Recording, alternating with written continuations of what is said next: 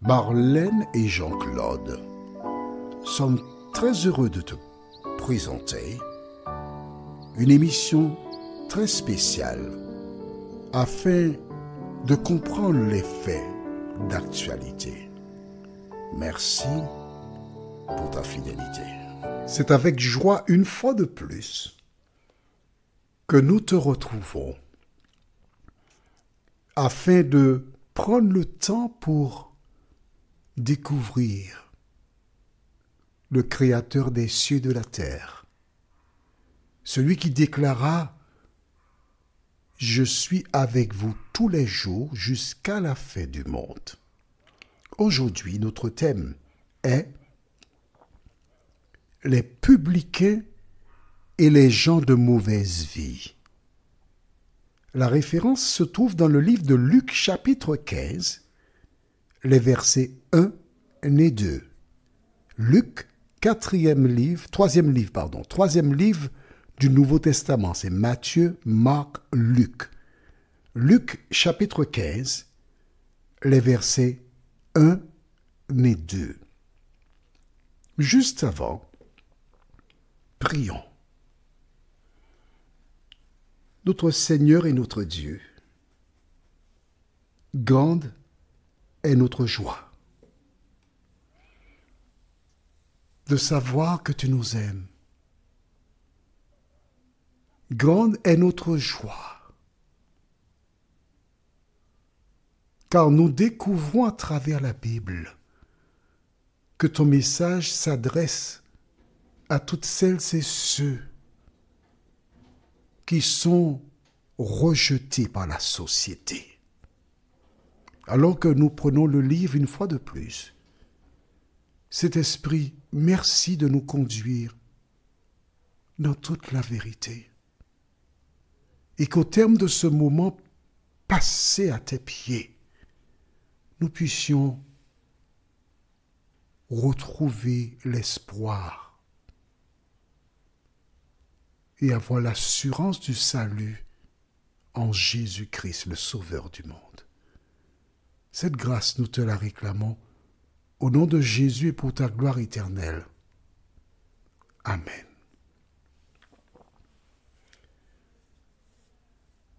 Jésus, pendant son pèlerinage sur cette terre, la Bible déclare qu'il y avait des foules qui le cherchaient.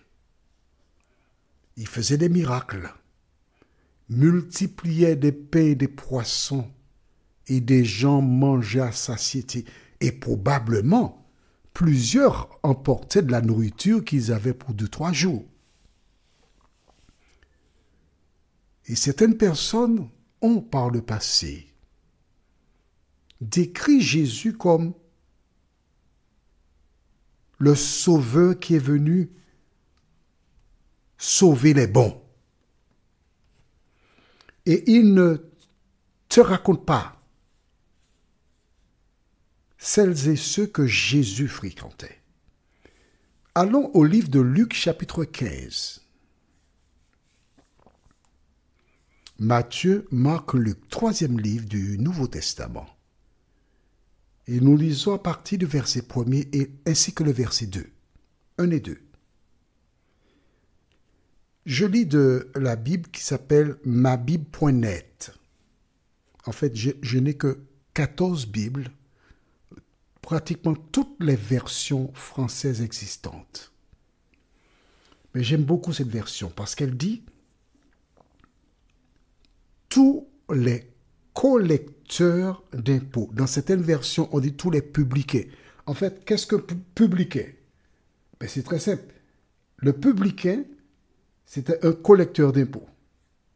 Mais j'aime beaucoup parce que dans mabible.net, il est clairement indiqué tous les collecteurs d'impôts et les pécheurs s'approchaient de Jésus pour l'écouter. Mais les pharisiens et les spécialistes de la loi murmuraient disant « Cet homme accueille des pécheurs et mange avec eux. » Je reprends. Très important pour toi d'entendre cela. Tous les collecteurs d'impôts et les pécheurs s'approchaient de Jésus pour l'écouter. Mais les pharisiens et les spécialistes de la loi murmuraient, disant, cet homme accueille des pécheurs et mange avec eux. Qui que tu sois, quel que soit ce que tu aies pu faire, quel que soit ce que tu as fait à un petit moment là, la Bible déclare, alors les pécheurs dont il est question ici, ce ne sont pas des pécheurs de poissons de la mer, c'est pas ça, non? Les pécheurs dont il est question, ce sont des femmes et des hommes qui violaient la loi de Dieu. Mais oui, c'est ça. Tu ne savais pas ça? Mais oui. Laisse-moi t'expliquer. Écris dans ton cahier. Oui, alors j'ai envie de te dire qu'il te faut avoir un cahier de 300 pages minimum pour prendre des notes. Il ne suffit pas de m'écouter. Il te faut aussi prendre des notes. Écrire pour connaître. Parce que ce n'est qu'ainsi que tu vas progresser et marcher à la lumière de la parole de Dieu. Les collecteurs d'impôts, ou encore les publicains dans d'autres versions, ils n'étaient pas aimés. Pourquoi? Parce qu'ils imposaient, ils récupéraient de l'argent pour les Romains, mais en même temps, ils récupéraient pour eux. Et on les détestait. Souvent, c'était des Juifs. Donc, on les considérait comme des traîtres à la nation, des méchants. Et bien sûr, elles s'éloignaient du temple. Parce qu'en fait, ce que tu dois savoir, qui que tu sois, à partir du moment où tu as flanché dans un domaine ou dans un autre, en clair, tu as été séduit par le diable, parce que c'est ce qu'il a fait dans l'Éden. Tu es tombé, le diable s'organise pour t'éloigner de Dieu, en plaçant des personnes qui ne connaissent pas Dieu dans des temples, dans des églises, pour te décourager. Et comme tu as honte, tu ne peux pas aller à l'église. J'ai en mémoire un jour un homme qui a tué quelqu'un. Il était en prison. Et sa femme lui parlait de Jésus. Entre-temps, pendant qu'il était en prison, cette dernière, son épouse, malade, succomba. Et l'homme là a pris une décision. Quand je sortirai de la prison, je vais donner mon cœur à Jésus. Effectivement, il s'est organisé. Il a préparé ses vêtements et un fameux jour, il s'est rendu dans un lieu de culte. Et voici un membre de cette communauté qu'il connaissait. Quand il le voit arriver, il offre son plus beau sourire et l'homme de lui dire « Comment, où vas-tu là? Mais tu t'es trompé de lieu, hein? Tu t'es égaré. Il n'y a pas de place ici pour toi. Hein? »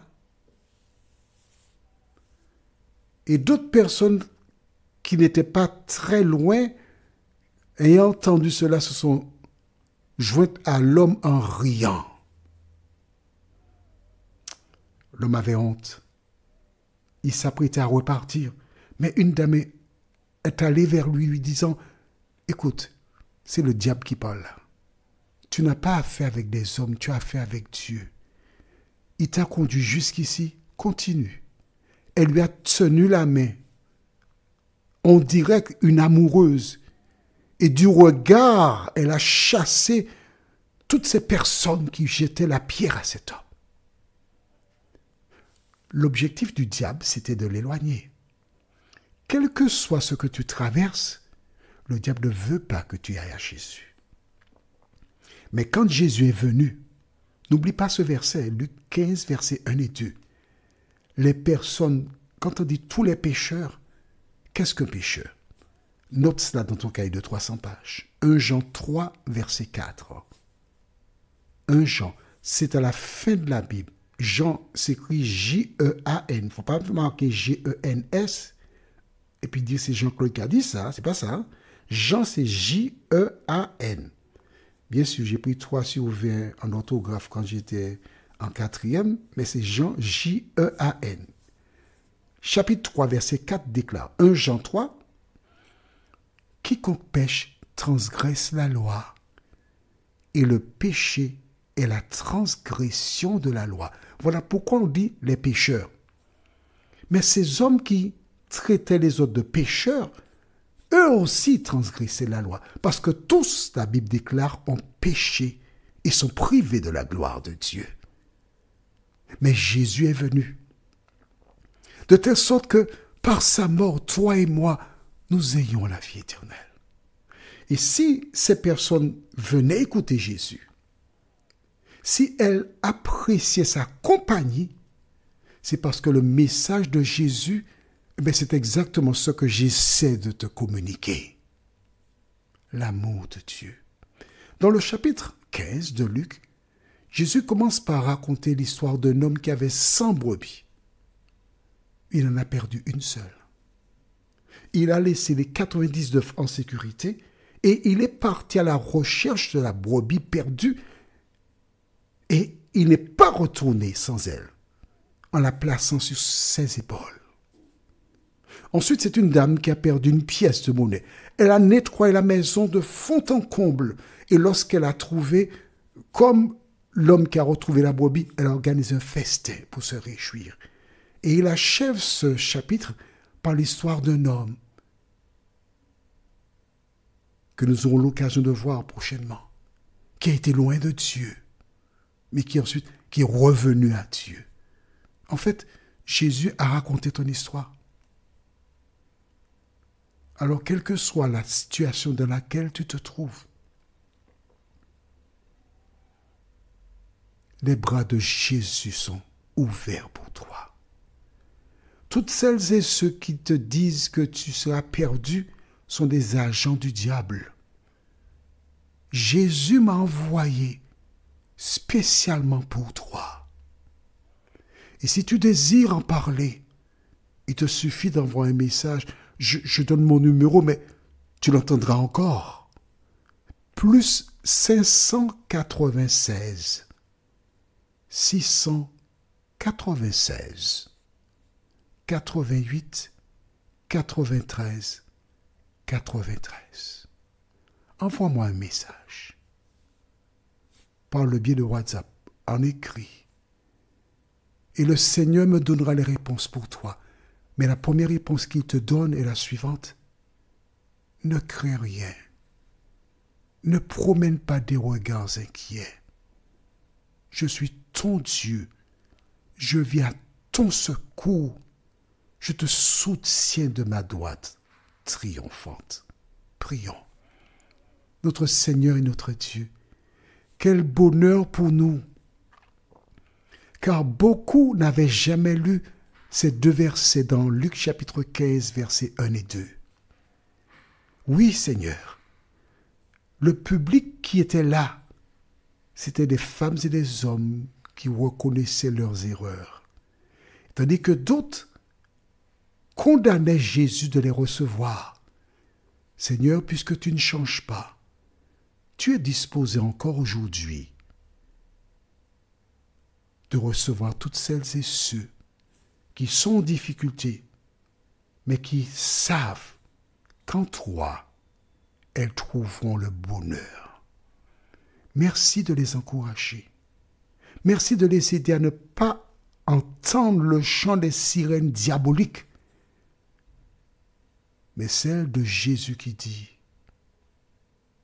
« Ne crains rien, je t'aime ».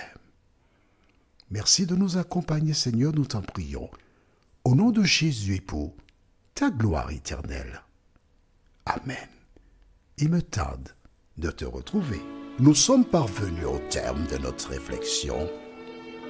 Si d'aventure tu as une question, il te suffit d'envoyer un message par le biais de WhatsApp au numéro suivant plus 596 696 88 93 93.